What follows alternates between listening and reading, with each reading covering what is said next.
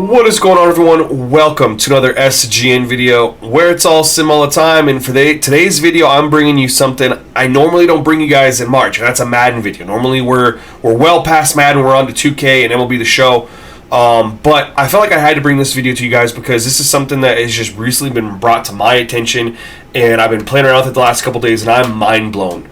On the difference between the offensive line and defensive line interactions, as well as pass blocking logic, and it has just changed the game for me. Like, I'm falling in love with Madden, like, all over, and I really, like, want to play because it feels so much more realistic, so lifelike. And so, what we're going to do today is we're going to break down several clips of just one quarter of me versus the CPU. We're just going to watch instant replay so you don't know which one was me and which one was the CPU to see if you can actually tell the difference. I don't think you'll be able to. We're just going to break down those plays, so come along with me. Let's break down those plays. I'm not going to have my face in the camera. I want you to focus just on what you see there. So let's go ahead and get that started. Oh, by the way, if you could, man, please like the video, subscribe to the channel. Helps me out. And also, let me know what you think in the comment section below, and if you want the information on how you can get this in your game of Madden 23 as well. Peace. So in the first clip we're going to look at, we're going to take a look at the Broncos offensive line and how they make sure they get a hat on a hat.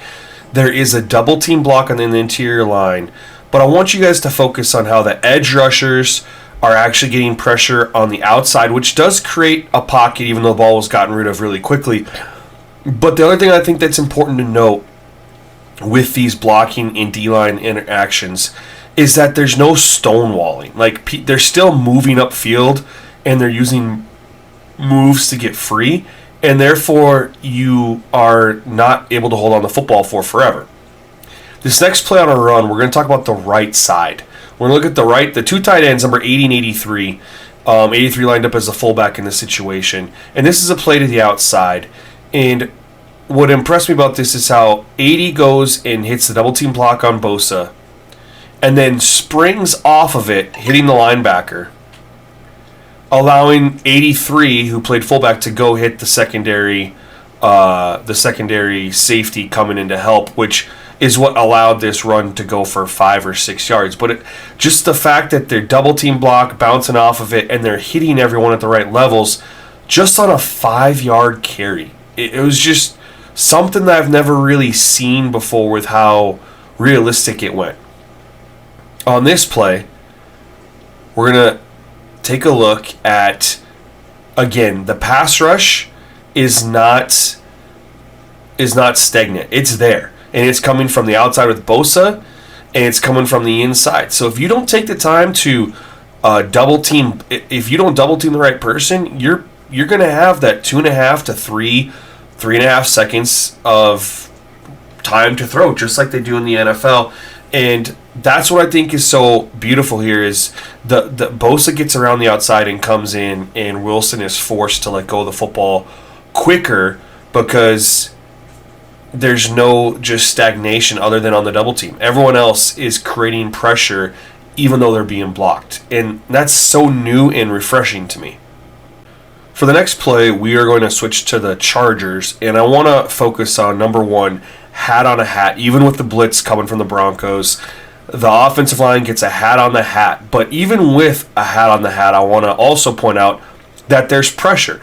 Pressure from the interior line, as well as the ends are making their way on the outside and getting by. So even though there's a hat on a hat, we're not getting that stonewalling effect. We're still getting pressure, so you can have good blocking.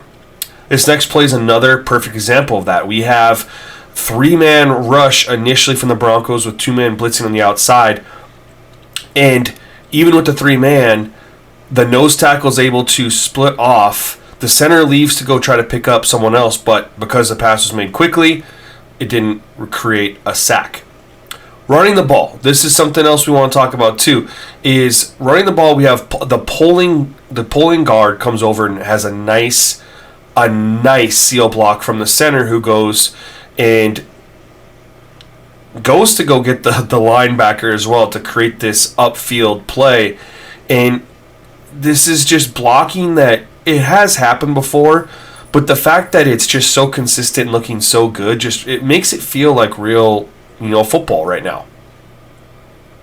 And that's what we love to see, is plays like this happening that make it feel like it's real. Now, in this play, we're going to look at something that, has frustrated a lot of people, and that's the blocking of the running backs. We're going to notice on play action here, Eckler, he's sitting there to help out his guard, but he goes over and picks up the edge rusher, beat his man. Now, don't ask me how he saw him. He definitely has eyes in the back of his head. But regardless, he does turn around and go make a play, make an effort to help block instead of just being worthless and pointless in the pass blocking game. So this was a really nice thing to see in this play. We haven't seen a lot of that, so that's great. This next play here, switching back to the Broncos, and we're going to talk again about the pulling. The pulling action has left a lot to be desired. Missed tackles, missing the right assignments. But you notice there that the tight end gets the right block, which is allowing the guard to go up and get to the second level, which springs running back for a nice 8-yard gain. And this feels very lifelike. When everyone gets a hat on a hat and the guys are able to get to the second level, that's exactly what that play is designed to do. And it worked out. It turned in an 8-yard run. Another play from the Broncos here as they drop back. Notice that we have a hat on a hat, which is number one, very important. But I want to focus on the right tackle, number 69. Now, he goes to double team, and then as soon as Bosa decides to rush, he breaks off the double team and picks up Bosa. Now, Bosa gets around him. He had the leverage, but it doesn't matter. He did delay him a little bit, and the ball was gotten rid of very quickly. This is something I haven't really seen a lot in Madden up until that point, is just that at the breaking off the double team to go help. On this play, we just want to show that pass rush is definitely very, very real. We have the running back in the backfield. Now, he gets beater on the edge, but he goes and he hits the edge blocker. Bosa's the one who actually got home. Another running play here, and we're talking about blocking, double team, and then breaking off number 66 and getting to the second level.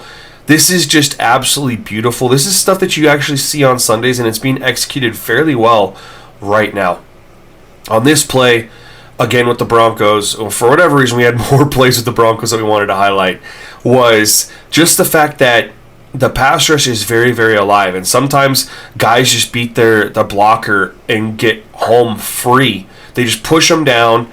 There wasn't a missed up block there. He just bullied his guy over. The pass rush is very real. You're only going to have about 2.5 to 3.5 seconds, as I've stated before, even with the good blocking, and that's okay. That's what the real NFL is. You have to go through your reads very, very quickly. Typically, guys go through 1 to 2 reads. It's very rarely they get to their third or fourth read in the NFL, unless the protection is superior. Another play here from the Broncos, and this is one that I really want to point out because screens in Madden have been very difficult, not just this year, but for the past couple years. And I want to show off this screen because look at the guards block, the linemen block, and then they get out, able to barely get rid of the football, which is fine. The issue has never been getting rid of the football. It's the issue that in the past you go and you get it to the running back, and the defensive linemen are all over him, and it's a loss. But in this situation with the blocking way more accurate to real life, the defenders get pushed upfield towards the quarterback so that when the ball gets out, they're not there. And look, he's got two linemen to go out and lead. 66 hits the one guy, 55 goes and gets the guy on the outside, which leads to a very nice, I believe this was a 13 or 14 yard pickup. Something we just haven't seen